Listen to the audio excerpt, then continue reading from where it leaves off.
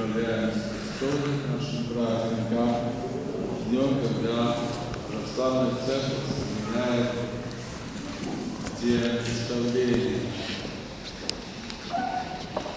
апостола, евангелиста Иоанна Богослова. Его называют апостолом любви. Пусть его молитвами наши окаменевшие сердца хоть раз в году дрогнут любовью к ближнему. Аминь.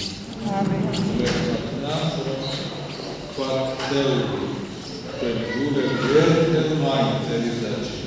Eu am Hristos că veți luați ședercheți. Să igriți-nos, Domnului, imistis gerson, oblasi uvardes. Iar dantitas, iar dudes, aranăt uvardes. Atâta este, da?